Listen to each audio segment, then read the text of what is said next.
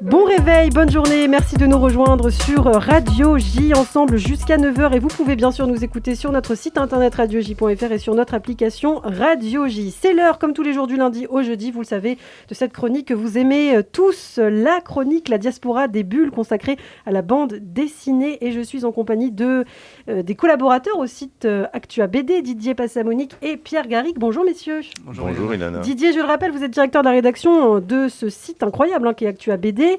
Et ce matin, on va commencer par l'œuvre que vous nous présentez. Vous nous parlez de Torgal. C'est déjà le 39e volume. C'est quand même une très longue série.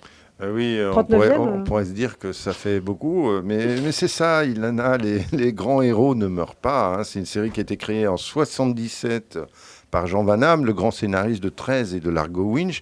Et c'est d'ailleurs son premier grand succès.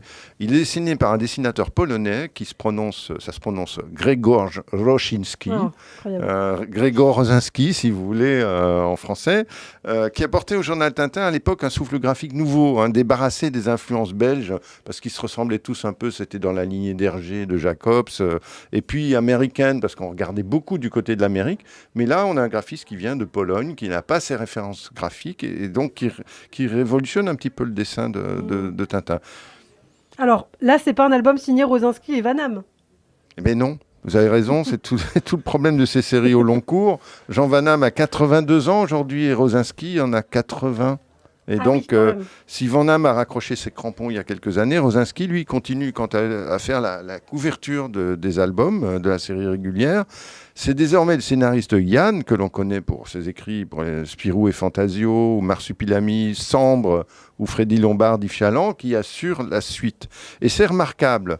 Dans cette histoire, Néocora, il insuffle une part de science-fiction, ce qui est un peu à l'origine de Torgal, parce que Torgal est un extraterrestre, je ne sais pas si vous savez, mais on ne dirait pas comme ça, à apparence humaine. C'est un Atlante, en fait, échoué sur la Terre, qui a fait souche dans une famille de vikings. C'est d'ailleurs avec son fils Jolan et sa fille Louve qu'il vit cette aventure. On le retrouve la fascinante et maléfique Chris de Valnor.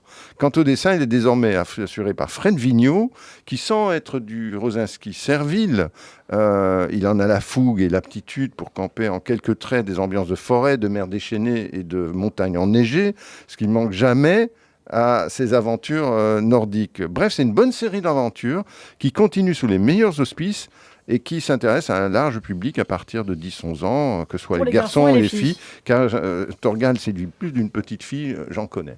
Eh bien, merci beaucoup Didier, c'est Torgal, le tome 39 aux éditions Le Lombard. Alors je me tourne à présent vers vous, Pierre. Pierre, vous trichez un petit peu ce matin.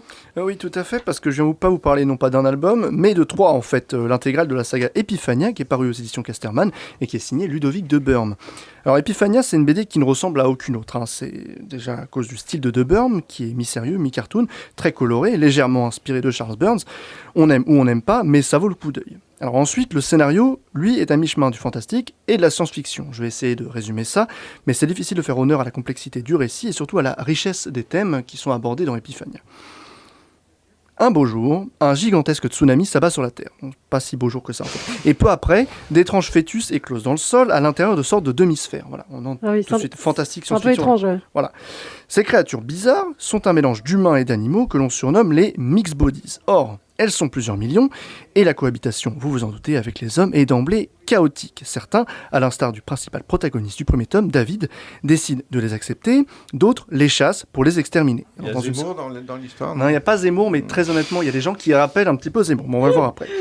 Alors, par contre, le scénario rappelle pas mal la série de comics Sweet Tooth de Jeff Lemire, qui a été adaptée en série sur Netflix récemment. Bon. David, le protagoniste qui vient de perdre sa femme, décide d'adopter le mixed body qui éclot dans son jardin, et il l'appelle Kojika. Kojika, lui, est bientôt confronté à la xénophobie et au rejet de la différence, évidemment. Dans les tomes suivants, une lutte armée se met en place entre les épiphaniens, c'est comme ça que les scientifiques appellent les mixed bodies, et les hommes qui ont juré de les exterminer. En tout cas, ceux des hommes qui ont juré de les exterminer. On rejoint alors un récit presque choral, au graphisme somptueux, surtout dans le troisième tome, dans lequel toutes les couleurs artificielles entrent au service d'un récit complètement surréaliste et d'une atmosphère onirique. Et pourtant, De Burm ne s'écarte jamais de sa principale source d'inspiration, le monde réel. Alors vous nous parliez des thèmes abordés par Ludovic de Burm. Oui, tout à fait, parce que c'est une œuvre en fait qui est très politique. Les préoccupations sont très actuelles. La montée du racisme, l'intolérance, l'obscurantisme sectaire et puis toujours l'urgence écologique, puisque dans une certaine mesure, les épiphaniens incarnent une connexion à la nature. Mais tout n'est pas non plus tout blanc ou tout noir.